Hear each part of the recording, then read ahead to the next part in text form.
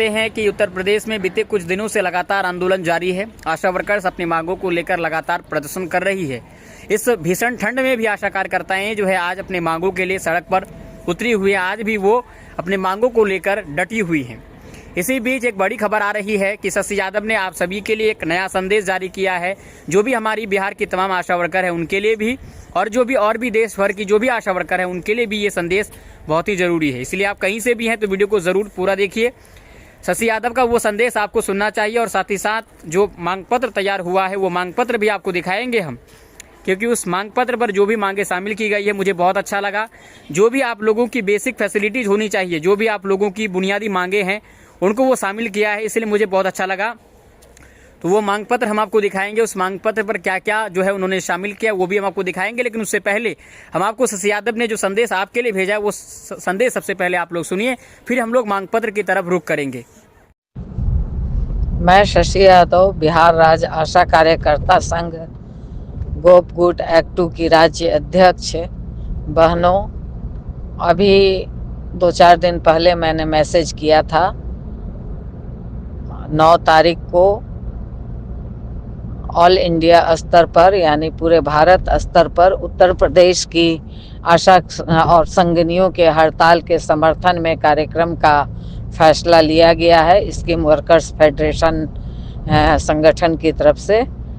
जिसमें कि ASHA, anganwadi, mid day meal worker सब लोग इसके समर्थन में मुख्यमंत्री, उत्तर प्रदेश मुख्यमंत्री के नाम पर मांग पत्र दे रही हैं। तो वो मांग पत्र तैयार हो गया है। इस मैसेज के साथ वो मांग पत्र भी मैं भेज रही हूँ। हम लोगों ने बिहार में अपने संगठन बिहार राज्य आशा कार्यकर्ता संघ गोप गुट एक्ट 2 से यह निर्णय लिया था, कुछ नेताओं से बात करके, कि यहाँ हम लोग अपने अपने पीएससी पे अगर जुट पाएँ, क्योंकि ठंड बहुत है। ये देखते हुए हिम्मत तो नहीं होती कि आप लोगों को कहें कि सब लोग ठंड में पीएससी में जुटिए, क्योंकि बहुत कैजुअल्टी भी हो रही है ठंड के कारण।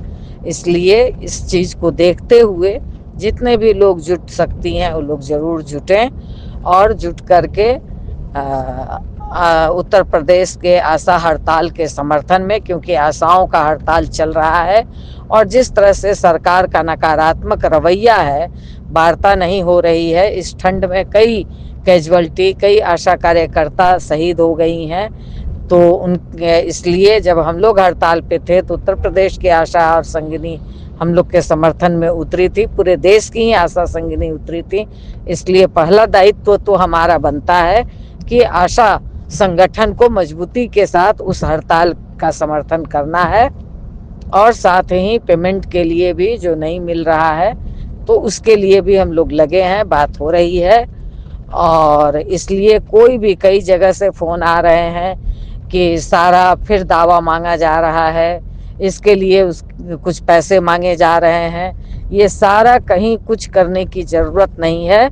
अश्विन पे जो आपने दावा लोड कर दिया है उसी दावा के माध्यम से एसएनए स्पर्श आपको पोर्टल के माध्यम से पेमेंट होगा। तमाम एनएचएम कर्मियों का भी पैसा रुका हुआ है, क्योंकि अब इसी एसएनए के माध्यम से पेमेंट होगा।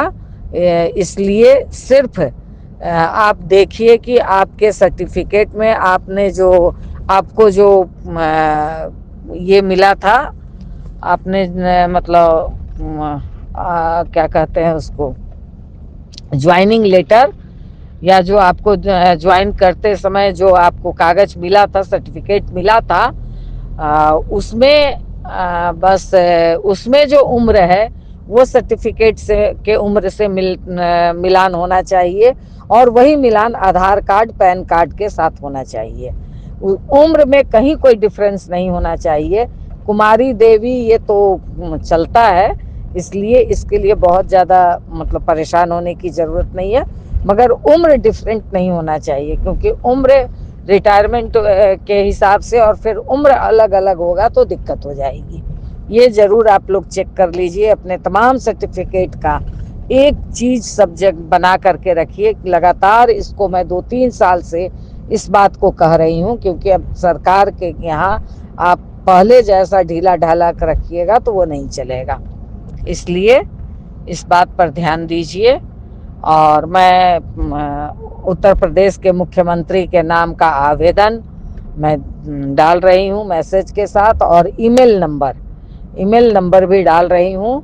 वो बहुत सारे जगह आप लोग सीधे डायरेक्ट मेल भी कर दीजिए। तमाम पीएससी के नेता उसके नीचे सिर्फ निवेदक लिख करके छोड़ दिए हैं, उसके नीचे आप लोग अपना संगठन, ये अपना नाम जो जिस प्रखंड की है, पीएससी की है या जिला की है, अध्यक्ष सचिव जो भी है वो नाम लिख करके अध्यक्ष सचिव लिख लीजिए, प्रखंड लिख दीजिए, जिला लिख लीजिए और राज्य करके उसको अपने फ़ोन से भी आप मेल कर सकती हैं डायरेक्ट।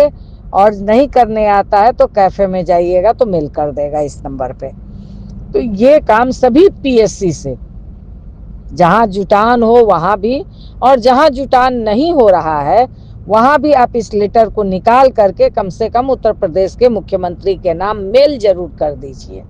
ये काम जरूर, क्योंकि जितने जगह से मेल जाएगा, कम से कम ये बात तो होगी कि इतने जगह के लोगों ने मेल भेजा है, सरकार पे एक दबाव पड़ेगा, प्रेशर होगा।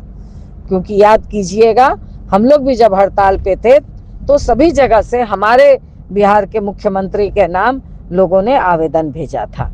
तो ये जरूरी है, इसलिए इस बात को जरूर कीजिए। फिर ठंड थोड़ा कम हो जाए तो हम लोग एक राज्य स्तरीय बैठक करेंगे, और बैठक करके, क्योंकि 12 फरवरी को अनिश्चितकालीन हड़ताल, ये 12 फरवरी को एक दिवसीय हड़ताल पूरे देश भर में होने जा रहा है। तमाम ट्रेड यूनियन, जितने भी ट्रेड यूनियन है, सारे लोग मिल करके आह्वान किए हैं। और इसमें सभी विभाग, जैसे पहले भी कई बार हड़ताल हुए हैं, तो इस बार भी सभी विभाग सड़कों पे उतरेगा, एक दिन का हड़ताल करेगा।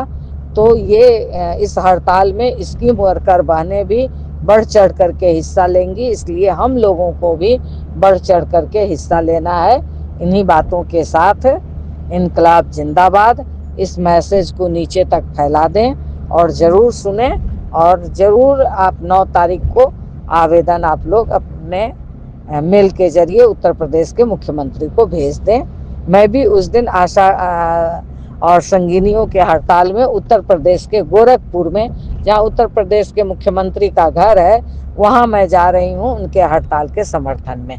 धन्यवाद। इनकलाब जिंदाबाद। ध्यान में लाना चाहते हैं कि लगातार कड़ी मेहनत थी, उनके पारिश्रमिक में कोई बढ़ोतरी, लगातार कड़ी मेहनत के बावजूद भी ना तो उनके पारिश्रमिक का नियमित भुगतान किया जाता है और न ही उनके पारिश्रमिक में कोई बढ़ोतरी हुई है।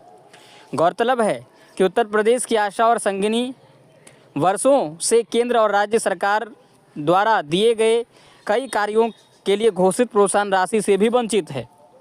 इस प्रकार से वे सरकारों और राष्ट्रीय स्वास्थ्य मिशन की वादाखिलाफी का शिकार रही हैं, जिससे विवश होकर आशा कर्मियों को हड़ताल पर जाना पड़ा है। हम उत्तर प्रदेश आशा कर्मियों और आशा संगिनी के समर्थन में आपसे मांग करते हैं। पहला मांग है कि आशा एवं आशा संगिनी को 45वें भारतीय श्रम सम्मेलन के सिफारिशों के अनुरूप सरकार स्वास्थ्य विभाग के कर्मचारी का दर्जा दिया जाए। दूसरा मांग है कि आशा एवं आशा संगिनी को सरकार कर्मचारी के अनुरूप मानदेय दिया जाए। आशा कर्मियों के लिए 21,000 तथा आशा संगिनी के लिए 28,000 मानदेय लागू किया जाए। तीसरा है आशा एवं आशा संगिनी को EPF, ESI एवं यात्रा भत्ता की सुविधा दी जाए। आगे देखिए अगले लेटर में जो है अगला मांग है, चौथा मांग कि आशा एवं आशा संगिनी को सेवानिवृत्ति के बाद ग्रेच्युटी और 10 लाख की रिटायरमेंट पैकेज का भी भुगतान किया जाए। पांचवा मांग है कि आशा एवं आशा संगिनी को 10 लाख का स्वास्थ्य बीमा और 50 लाख तक का जीवन बीमा दिया जाए। छठा मांग है कि आशा एवं आशा संगिनी के काम के घंटे और काम का निश्चित स्वरूप तय किया जाए।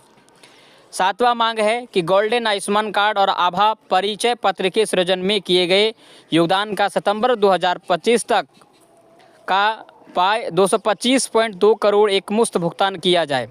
अगला है वर्ष 2019 से वर्ष 2024 तक की सभी बकाया राशि का तुरंत भुगतान किया जाए। नौवां है निजी अस्पतालों एवं सरकारी अस्पतालों में आशा कर्मियों के साथ होने वाले दुर्व्यवहार पर रोक लगाई जाए और कड़ी कार्रवाई की जाए। लास्ट मांग है, जो कि 10वां मांग है, जिला एवं राज्य स्तर पर सभी संबंधित कार्यालयों में लैंगिक शोषण के खिलाफ जेंडर सेल का निर्माण किया जाए।